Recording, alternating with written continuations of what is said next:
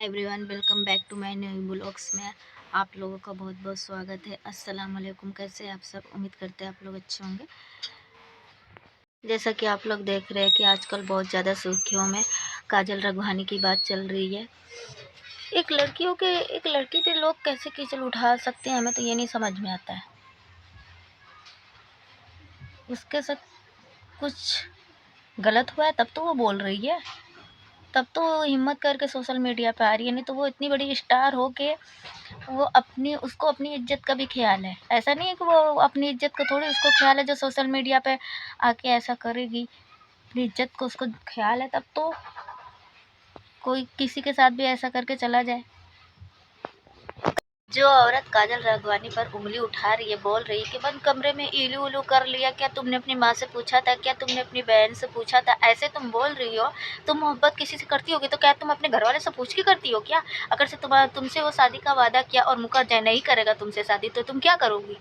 बोलो। जिसके ऊपर जब यहाँ लगती है ना, यहाँ यहाँ समझी ना तुम, जब यहाँ लगती है ना तब लोग को समझ में आता है। जब तक लोग को नहीं समझ में आता है, जब तक ठोकर नहीं लगती है, उसको भी ठोकर लगी तब उसको समझ में आ जा रहा है। ठीक है ना?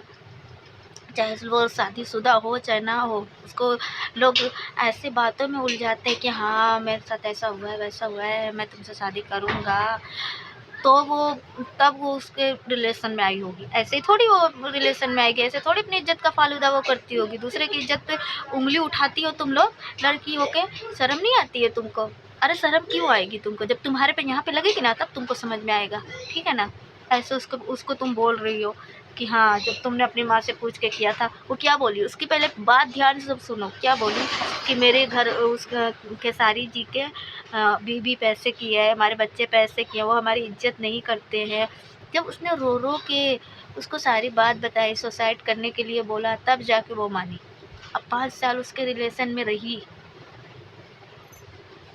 वो जानती थी, वो उस पर जान देती थी। वो इसलिए कि वो उससे सच्चा प्यार करता होगा, इसलिए। और नहीं तो वो अगर उसको ऐसा करना होता कि फ़िल्म में काम मिलेगा, वो एक्टर है, उसको कोई भी काम दे सकता है। ऐसा नहीं है कि खेसारी या पवन देंगे ही काम तो वो काम करेगी। वो एक्टर है, उसके पास अपना खुद का हुनर है। ठीक है ना? ऐसा किसी के बारे में मत बोलो। एक लड़की के ऊपर ऐसे लांछन उठा रही हो तुम लोग, अच्छी बात थोड़ी है। बजाय उसका साथ देने के लिए, बजाय उसको तुम लोग कमज़ोर कर रही हो कि किसी। हम सही बोलते हैं, जो बड़ा ऊँचा वाला नाम वाला होता है ना बॉलीवुड में, कोई भी हुआ, चाहे गाँव में हो चाहे शहर में हो, जो ऊँचा वाला नाम वाला होता है ना, अगर से एक उसके खिलाफ आवाज़ उठाएगा ना तो 4 उसको ना मक्खन लगाने के लिए तैयार रहते हैं, चम्मच लोग उसके। तो वो चम्मच तुम लोग हो। ठीक है ना? एक लेडीज़ पे लांछन इस तरह लगा रही हो। जब उसको शादी का झांसा दिया तब ना, क्यों नहीं बोलेगी? वो तो बोलेगी, अब तो बोलेगी।